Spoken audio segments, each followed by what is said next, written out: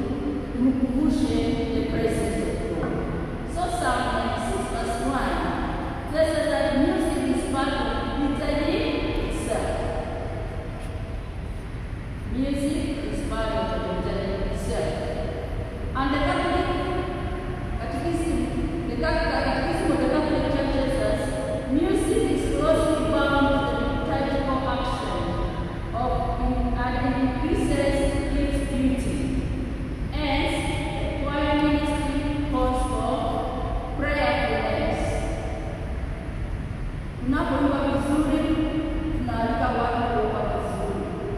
Mwanakwaya have humility, and the unity among the choir members, obedience, liturgical knowledge, and sacramental living. When your heart is holy, the singing becomes holy.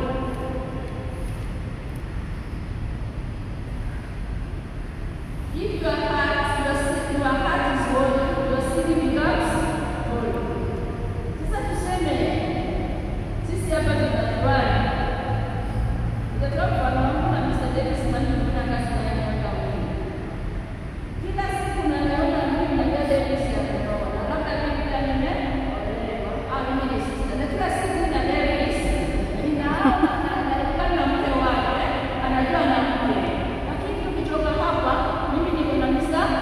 Davis kutoka kwanza tumepige tukamwambia Mr. Davis anisikilize. Nimealika nini? Nimealika nini katika mmoja wa watu? What have I invited? Tuongee jamani. Nimealika nini kwa mmoja wa watu? Masengenyo. Gospel. Then our hearts develop gospel. Kwa hivyo ukiniona katika Mr. Davis yuko. Na usiponiona wewe umekosana. Alafu zinatangaza nenda kutia mto wake. Mama akiniona pale kwa geti tunaenda kanisani leo unaanza kwenda nini? Kesho yake utasikia kujipigana kutoka kanisani. Na dhehebu kwaya inaandika kwa sababu yako na Mr. Davis. So, the heart is not holy. So the singing is not. Unaona kila mtu Mungu kanisani. So tukianza kuchafuana hapa, tumechafua kanisa. Uzuri si wa fahamu. Najua watu wako watatu. Kwa hivyo, sisi ndio mashahidi. So, when your heart is holy, the singing is very holy. Very holy. So that was the introduction part. So let's see the spiritual discipline of our choir. Unapoamka, maisha yako how you start your day. Unajua kuna familia nyingi wengi hapa tukiangalia kuna familia. How do you start your day? Mimi nilikuwa naona asubuhi tulikosa kuomba asubuhi kwa kuomba sana na mama. Ikiwa mdogo wakati tukajua usiposali baada ya kulala mtu akikosa kuamka asubuhi. Na ilikuwa ni mtano. How do you prepare members pray? How do you start your day? Your day should start with prayer and singing. You start your day with a short prayer and our scripture reading. Tukaja nyumbani tunakuta kuna kipindi ya kweli. Na hiyo Biblia tukifungua tunaona inakaa kama inatumika. Kuna watu walichukua Biblia zote na kama mpya. Hadi ina alama ya gumbi. Hiyo ni Biblia ya kutolewa wakati kuna misa baada ya kutoka kwa Mungu. So, how do you start your day? Sitawaambia kama watoto wa mkono kama masali, but ni wewe mwenyewe unatumia. Do you start your day with a short prayer? Unapiga magoti hapo unataka kufunga chako unasema kwa jina la Baba na Mwana na Roho Mtakatifu. Mungu nibariki na kufungua kuniamsha. Nibariki na kwenda kazini, nibariki na kwenda shughuli zangu. Bariki watoto wangu na kazi yangu, bariki fanya hivi na hivi. Then you take your scripture, your Bible, read as you fast. You motivate you to read it. For me, I like reading the Psalm and the Acts of the Apostles.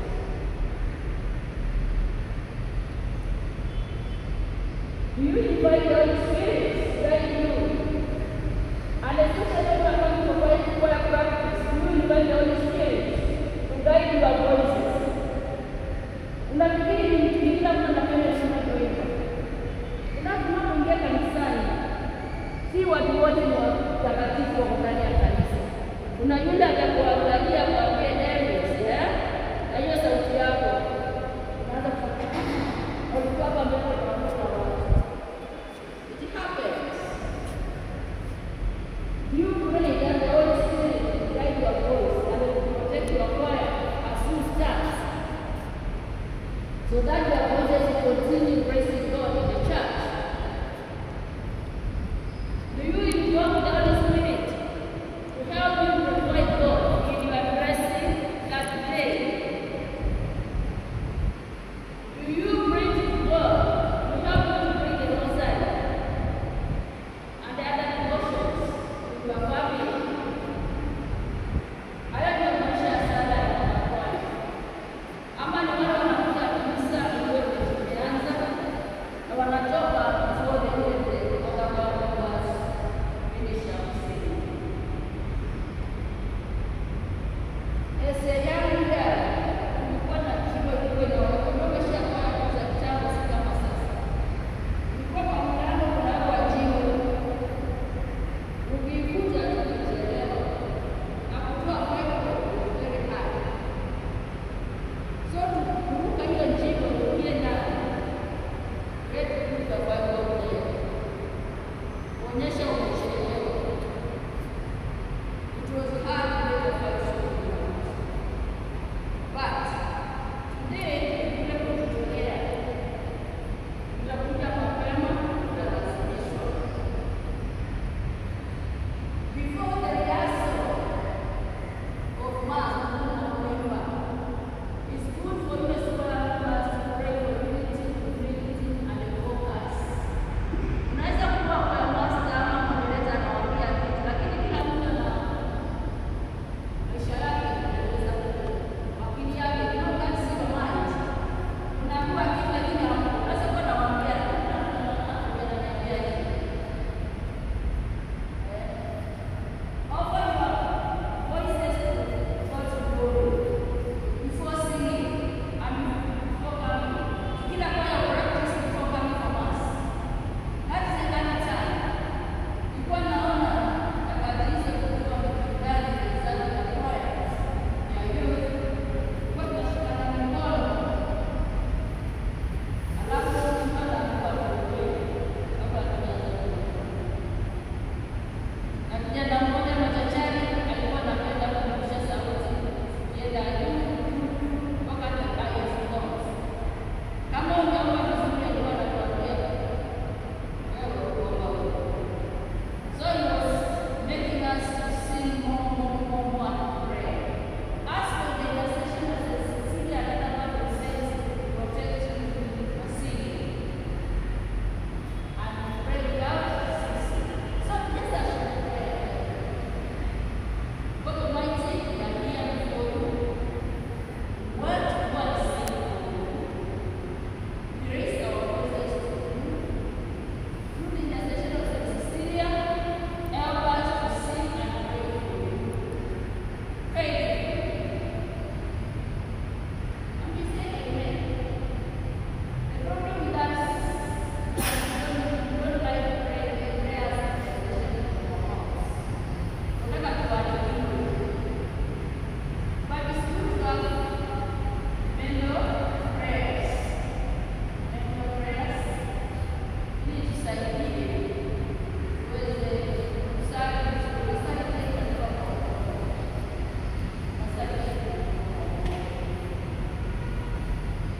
How do the choir members participate in the sacraments? Hapa wanakuwa wote katika hili wanafungia ndoa takatifu, wanapokea Ekaristi Takatifu. Hapo lazima tuchukue statistics. Leo kuna watu wengine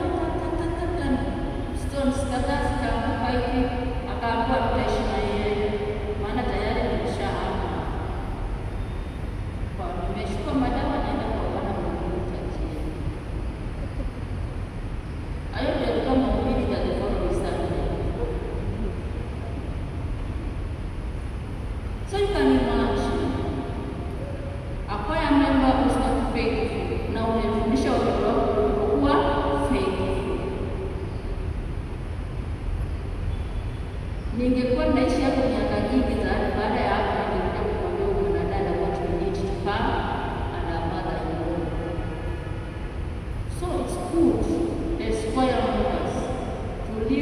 sacramental life. Maana huyo ndiye alikuwa anachagua kwa kila kitu.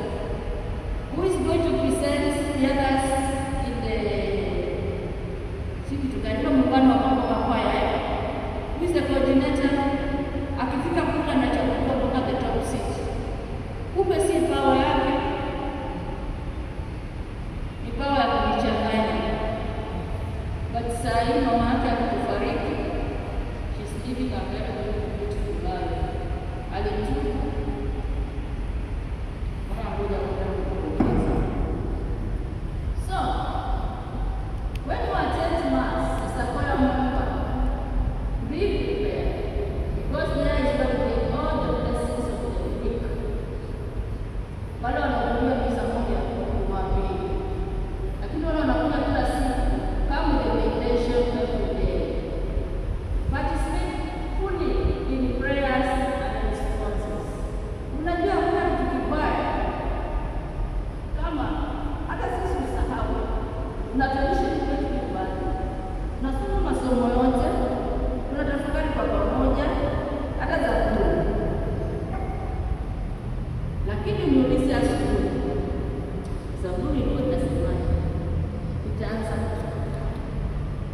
Lakini itakumbuka somo la kwanza, itakumbuka Zaburi, na Injili, lakini nisipojua sana. Hapa leo tunasoma afadhali somo la kwanza ni kwa nini watu tunakumbuka. That's what the problem is. We don't remember. Licha ya sisi kusoma na kuhubiriana kwenda kwa Mungu na endelea unaangalia mstari huu na kugusa, baada ya asubuhi tutakumbuka.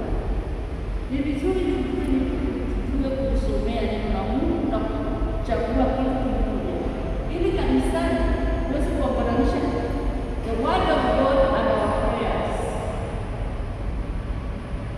Jana Yesu alikuwa kwa safari.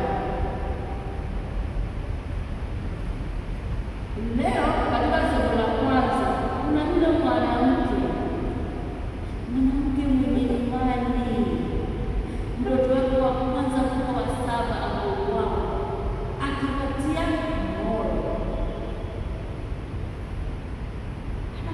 Mama, nilikuwa najiuliza, huyo mama Mungu alikuwa amemwombaje? Anamtia moyo kila mtu, nitakutana na nyinyi mbinguni, hata yeye akafa. Tusome neno la Mungu kuliambatanishe na matatizo yetu. Maana kila mtu anajua, usione mtu anasema hivi hapo, kila mtu anajua ya kwake. Soma neno la Mungu vizuri, unapofika misa, unapopiga goti hapa, unamwambia Mungu yote, this is what I'm carrying. Hatuenda wakati kwa mnafundisha the first 3 days, 4 days. Unapoona yes, padre anainua mkate, sasa sio mkate, unamwambia tatizo lako divine, na napopiga goti immediately. Usiposhukuru immediately, hiyo kitu kitakutoka kwa chako na utaweka pale. So you pray and you give thanks immediately. Najua nitatokea kile kilichokuomba kwa imani. Faith in Jesus, praise in Jesus. Umemaliza. That's simple. But we have to put it in action. Receive God communion boldly. Usiende kupokea Holy Communion please anybody. And it's when you attend giving thanks. Unaona mtu anaenda kupokea sakramenti, amfurahishe padri, amfurahishe rafiki yake. What for? Kama unajisikia comfortable, don't usingaje. It will haunt you.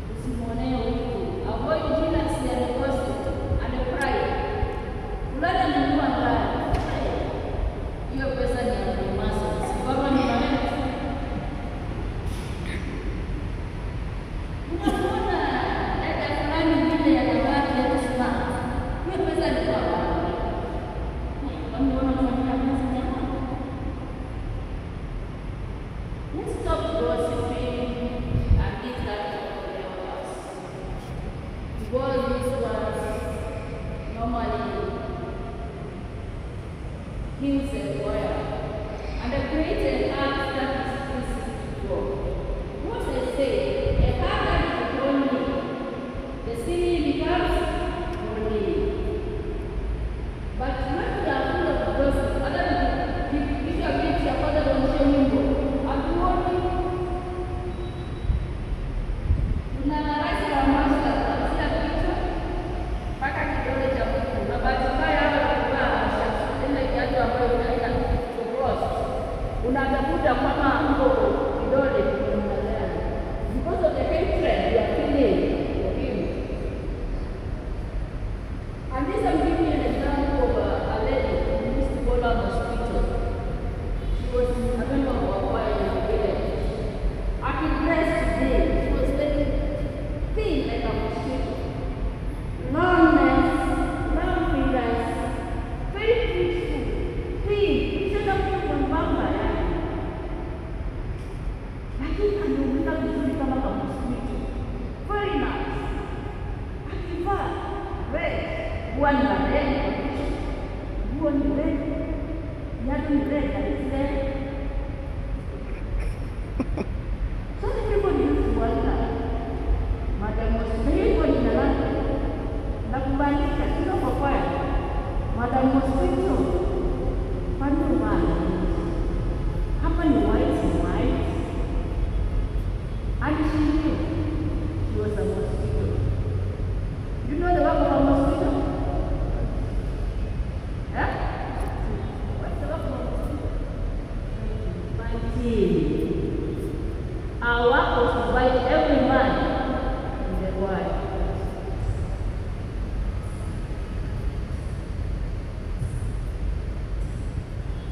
And the time their lives were given, we are suffering. But she never achieved the goal she wanted. So she started dividing them. Divided group.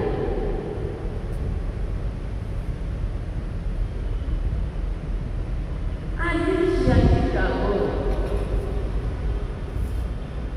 And by that time, hiyo kwaya ilikuwa kubaki na watu watano. Kama kwaya ndio ya mosquito, mimi si? Kwa hivyo kwaya ikawa ni ya nani? Kwaya ikawa ni ya nani? Pia wale watatenda kwaya mosquito. Hata mosquito wenda uja kwa transfer kwa London, but she left the church without a choir. Are you one of the mosquitoes like us? Ask yourself.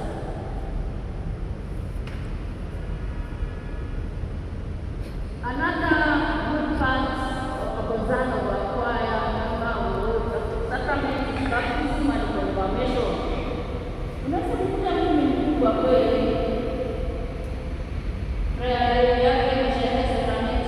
Hajawahi kubatizwa na hajawahi kuwa kwa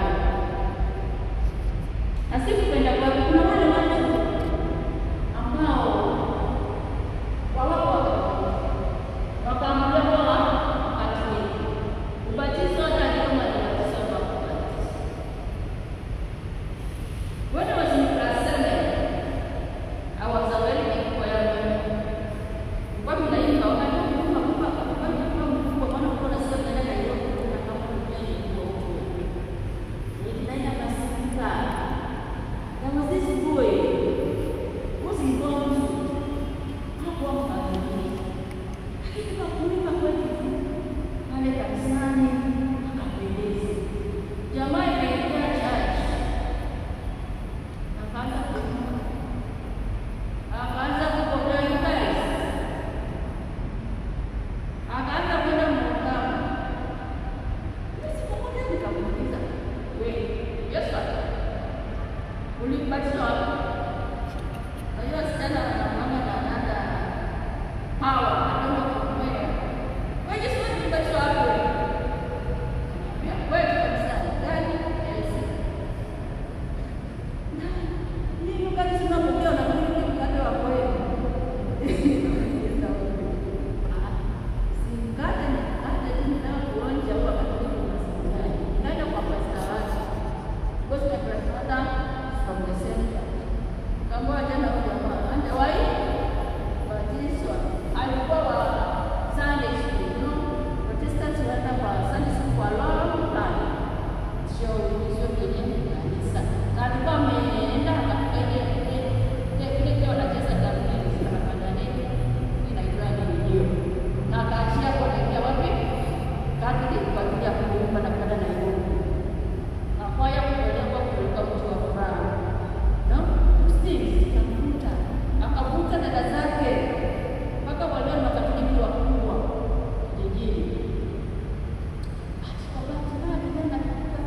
Alianza kufundisha sasa, alikuwa mtume naisha, akaanza mafundisho seriously.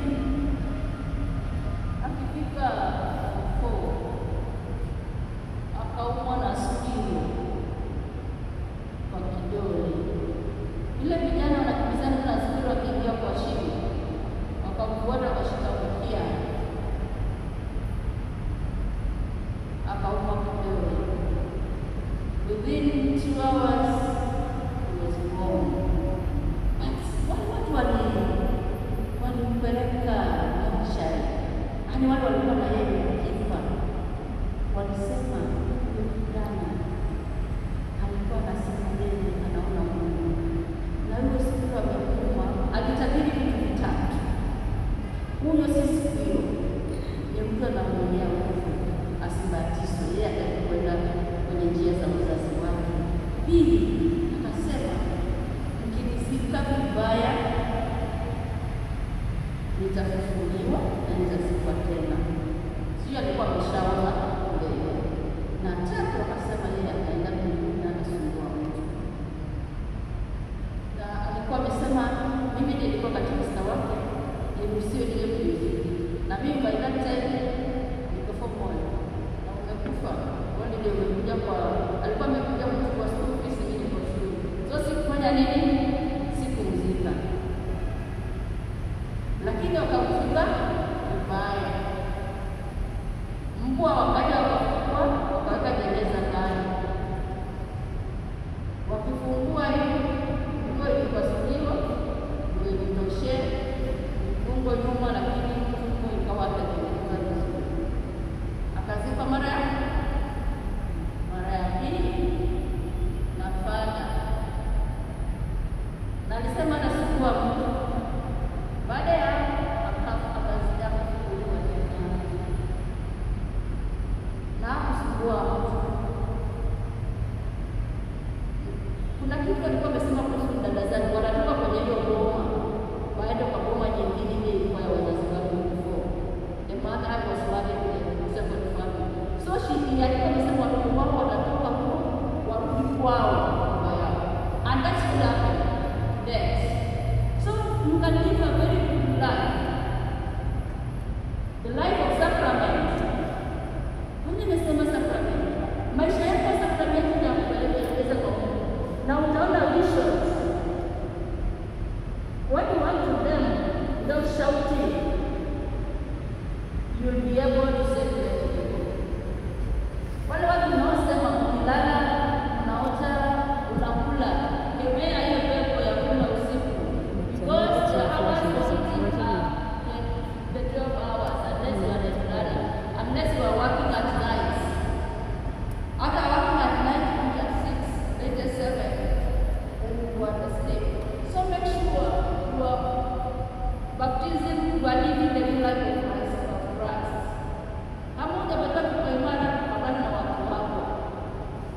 Marriage and family life. Kama maisha yako mshaongeza mambo ya family life, don't be like a mosquito. Maintain your family. Na kama mzee wako ana shida, si umeiona? Niombee. Lakini ukikuta ni family ambayo ina violence, wewe jikanyagie kubwa mtango. Kabla hujakatwa shingo. Umeona vile Zongo akifanya na watoto wake. Alikuwa na bwana, akaamka na asubuhi. Akampa mtoto wake, akamrudisha kwake.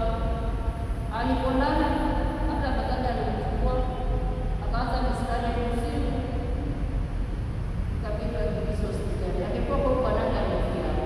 Usikubali jambo leo, utafikia.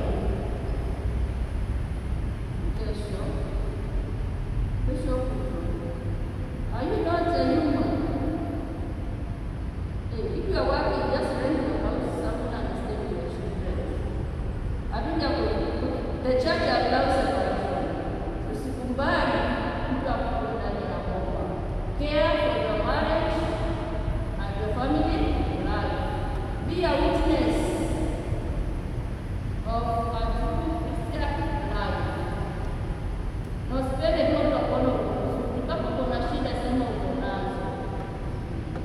ati watu watatuonaje?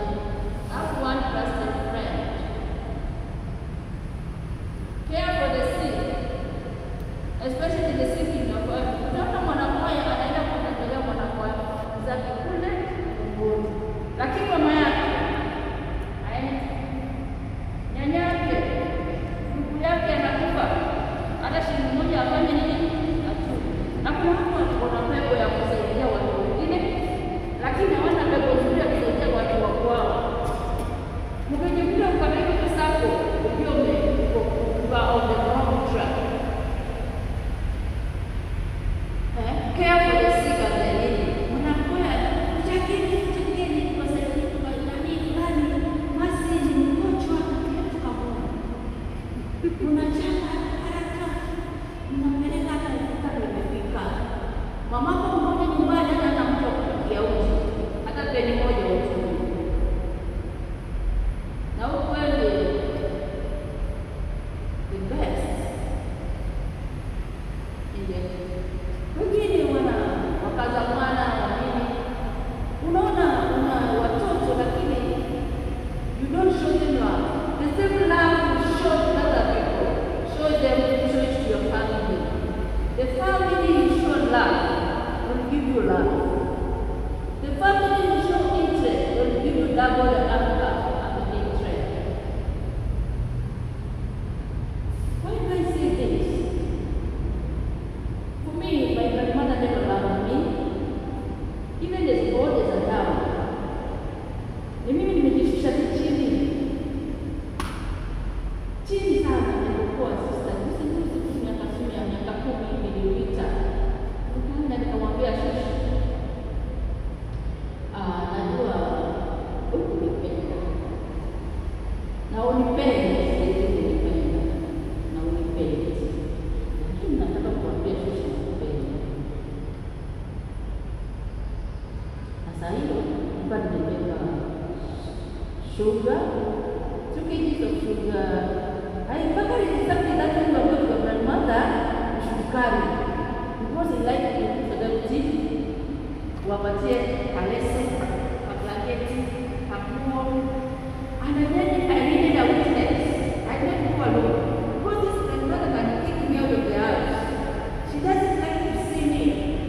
Since I was a small kid. So I had a witness. My nephew, wanajua kijana na simu makosa. So yeye kumbe anachukua video. Mara nilipofika jamaa nilikaa church kutoka blanketi. Wewe kuna nini hapa? Mimi nikakuta anapitia sukari, maziwa, nini. Nataka kichai kiona niseme na kuroga. Maana alikuwa anasema mimi na kuroga. Macho yangu yanaroga. Msalaba wangu unaroga. Rozari yangu inaroga. So sikuwa na yangu kuchafu niko nao mingi. Kumbe ni rozari yangu. Msalaba wangu, macho yangu. So mimi akasema, wewe usinipikie chai ukiwa na fulani. Sasa mtu wake ni timu ikitufu.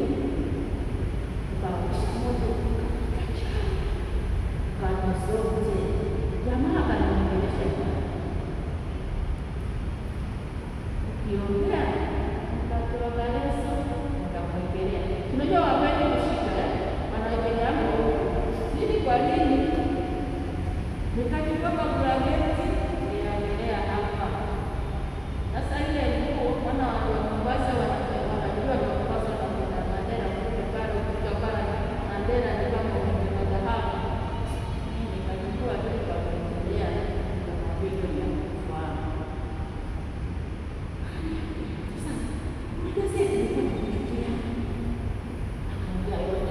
Hizo sala zako, kuna sala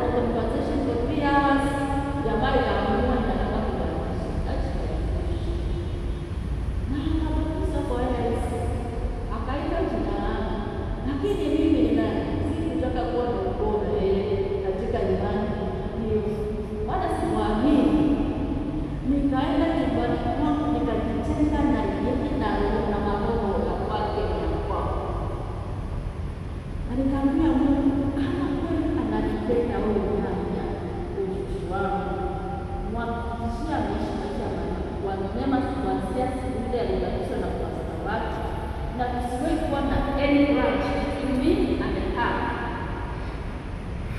That's what happened. We are reconciled. It enabled me to reconcile her and my mother, and she never left our family.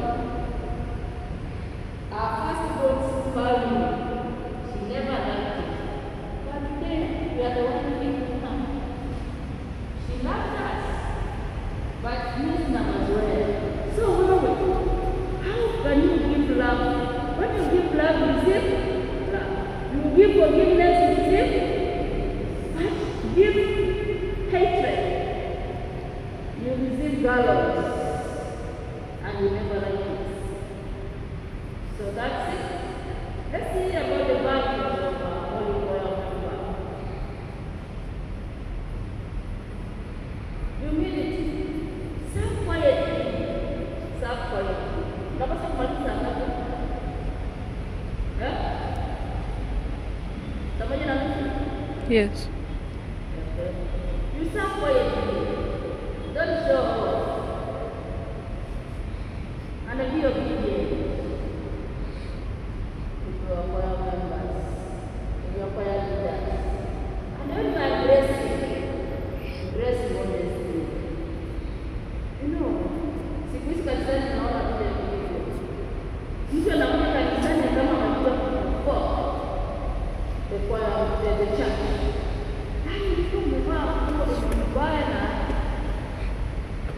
Na ikofupi hata akamisha kalamu kuandika notes za kwaya hawezi kuandika.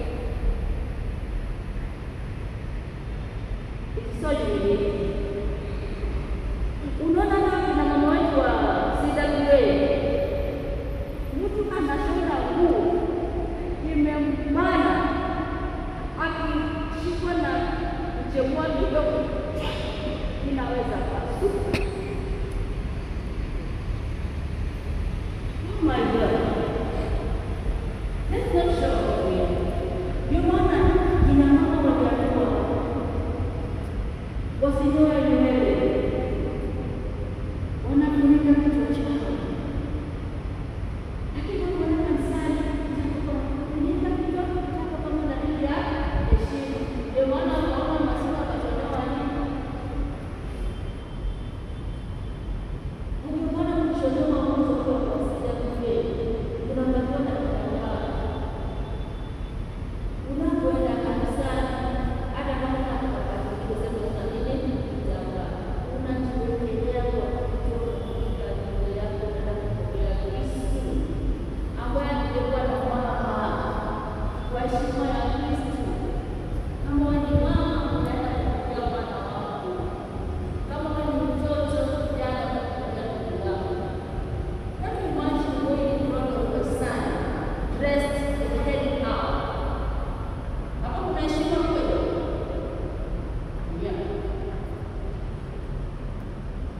So, dress modestly is a prayer member. Sing with devotion. Think with baptism of God is good. Ile mjeloni ni voice. So you can lie and the conduct the rise as much as you are singing that. Hali umetoka hapa kwa mkono na moyo. Ukipiga kona mbele unapata sabulai.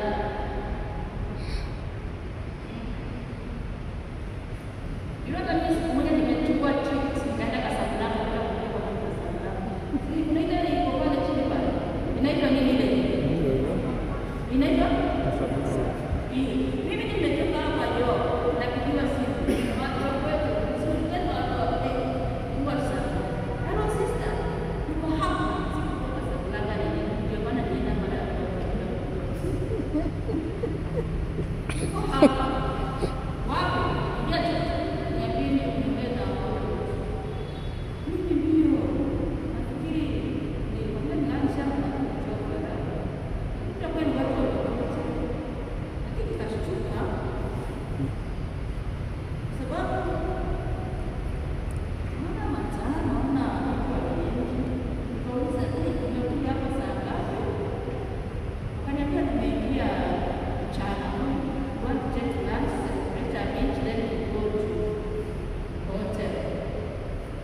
mhudumu mmoja alitaka kununua sana.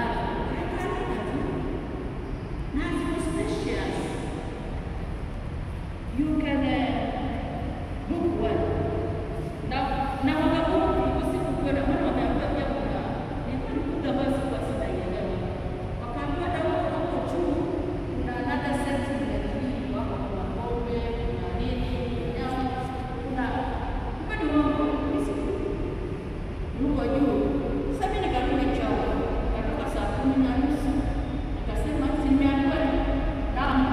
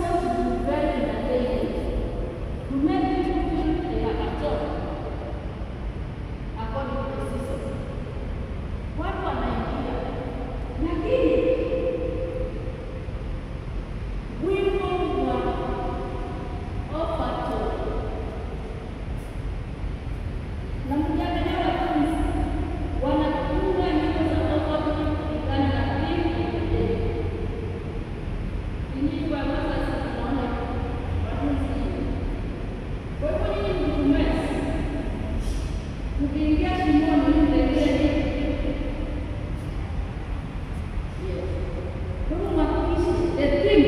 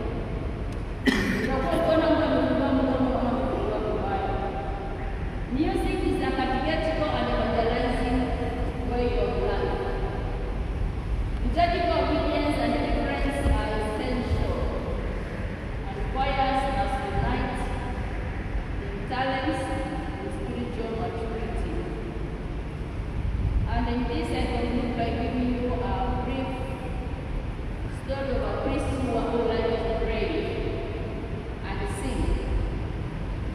It's just a story.